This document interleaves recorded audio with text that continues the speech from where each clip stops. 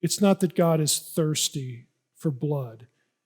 That's one of these internet village atheist fantasies and caricatures that shows they don't really know much of anything about the Bible.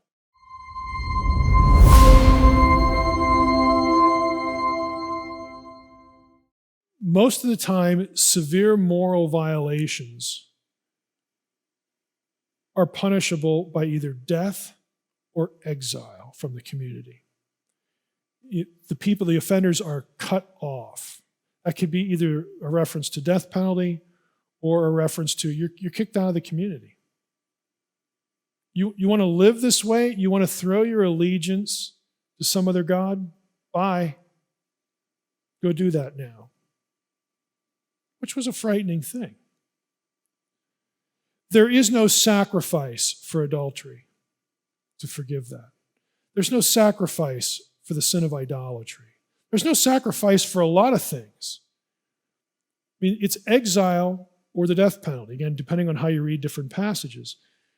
This is the deficiency of the law and the superiority of the gospel later in the book of Hebrews, because the sacrifice of Christ covers everything. There's no gradation and division. It covers everything. The blood of bulls and goats do not forgive sin. The writer of Hebrews knows what he's talking about here. We misunderstand it because we do this inversion thing between Old and New Testament. The forgiveness language of Leviticus is about making the person acceptable to re-enter the system of worship because they had become ritually defiled, not morally defiled, but ritually defiled through something that was unavoidable in life. I lost blood, seminal emission, menstrual period, I touched a dead body, I had a baby, that loses blood. All of these things make people ritually impure. I got a skin rash, some imperfection. The system was designed so that they would not defile sacred space. So they would bring an offering, they would wait a certain amount of time, they would go through some procedure, and then they were okay to approach sacred space with an offering or worship or whatever they're going to do. It has nothing to do with moral violation and forgiveness of moral sin. Even things like stealing, there were reparation offerings, terribly translated as guilt offering, by the way. Again, listen to the podcast episode. These are offerings where you would make restitution. You had to be, again, forgiven in the sense that, okay, you've broken the code here, but the solution here is not just this, that you bring a goat or whatever. The solution here is you make reparations. You own what you've done before the Lord. You're honest about it. You make reparations to people who are harmed, and then you're allowed back into the system. It's reset for you. And then, of course, annually they would do the big reset with the Day of Atonement. Again, there's a lot of stuff going on here, but I just want to introduce you to some of the basic ideas here. And again, here's the list of Levitical offerings.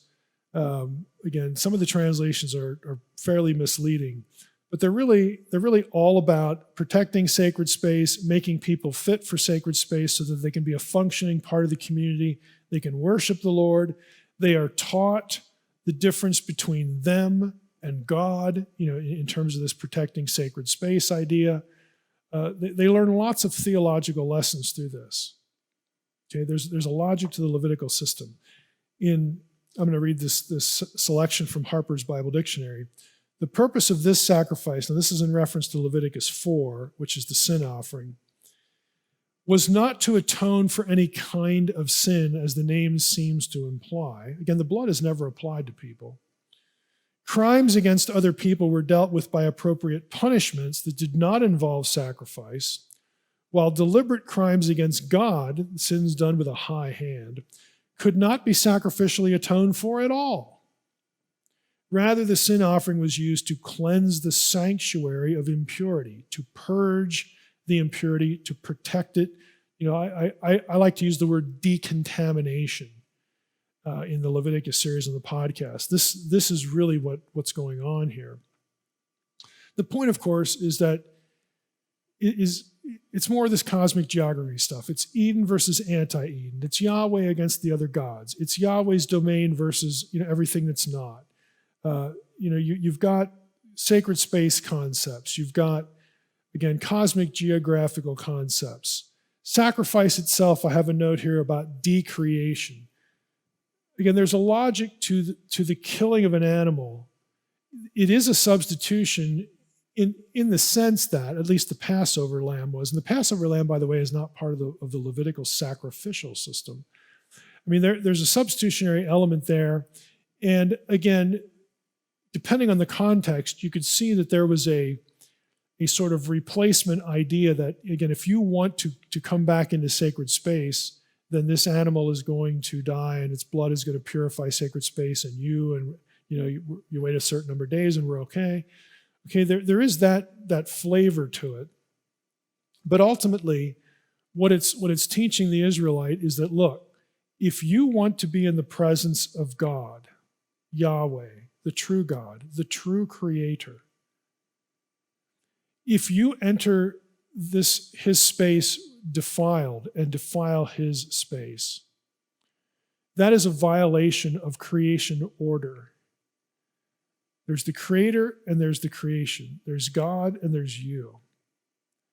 Now, you were created to be part of his home and his family, fit for sacred space. But rebellion and sin and all the stuff that's happened has made a separation there. There has to be redemption. We have to reinforce these concepts. Again, we're on the way to restoring Eden, but we're not there yet. So we have to sort of set some ground rules here and reinforce some ideas. Because you're no longer just by default in sacred space like in Eden. For you to have that status restored of again, being fit for sacred space, something needs to be decreated. The whole idea is again, this notion of one thing plays off the other, this balance notion.